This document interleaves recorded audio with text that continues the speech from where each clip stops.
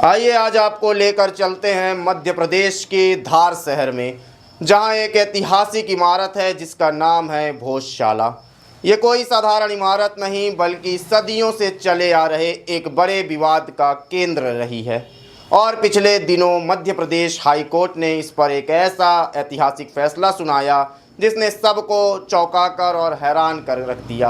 यह विवाद काफ़ी पुराना है, जहां हिंदू पक्ष इसे माँ बागदेवी यानी सरस्वती का प्राचीन मंदिर मानता है, जहां कभी संस्कृत का बड़ा शिक्षा केंद्र हुआ करता था, वहीं मुस्लिम पक्ष इसे कमाल मौला मस्जिद कहता है और सैकड़ों वर्षों से वहां नमाज पढ़ता आ रहा है। साल 2003 में एक व्यवस्था चल रही थी जिसके तहत मंगलवार और बसंत पंचमी पर हिंदू पूजा करते थे और शुक्रवार को मुस्लिम नमाज अदा करते थे। बाकी दिन यह पर्यटन स्थल के रूप में खुला रहता था। और साल 2022 में हिंदू फ्रंट फॉर जस्टिस की ओर से रंजना अग्निहोत्री ने हाई कोर्ट में याचिका दायर की।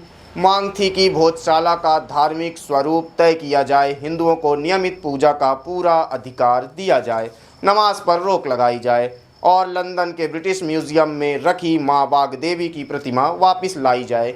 इसके बाद 2024 में एएसआई यानी भारतीय पुरातात्विक सर्वेक्षण ने 98 दिन तक वैज्ञानिक सर्वे किया।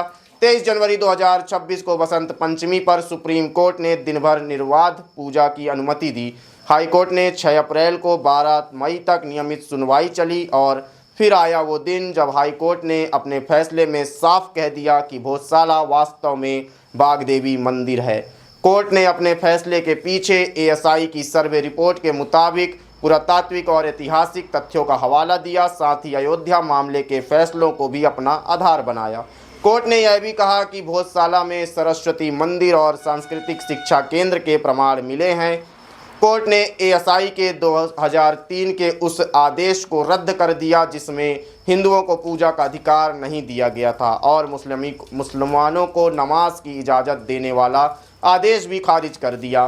साथ ही मुस्लिम पक्ष को कहा गया कि वे चाहें तो सरकार से मस्जिद के लिए अलग से ज़मीन की मांग कर सकते हैं।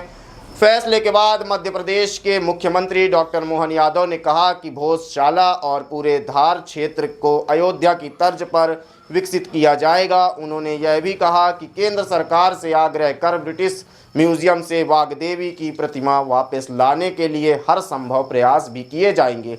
हालांकि विवाद यहीं खत्म नहीं हुआ है। मुस्लिम पक्ष ने स्पष्ट कहा है कि वे इस फैसले के खिलाफ सुप्रीम कोर्ट जाएंगे। जैन समाज भी सुप्रीम कोर्ट जाने की तैयारी में है। वहीं हिंदू पक्ष ने पहले ही सुप्रीम कोर्ट में कैविएट दाखिल कर रखा है ताकि उनकी बात सुने बिना कोई भी फैसला ना हो। फिलहाल सुरक्षा के कड़े इंतजाम किए गए हैं। धार में 1200 से ज़्यादा पुलिसकर्मी तैनात हैं और सुरक्षा 12 लेयर में की गई है।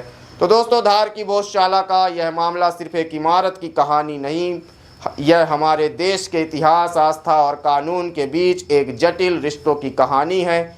यह फैसला हमें दिखाता है कि कैसे न्यायपालिका सदियों पुराने विवादों को सुलझाने का प्रयास करती है और अब सबकी निगाहें सुप्रीम कोर्ट पर है। देखते हैं वहां से क्या आवाज़ उठती है।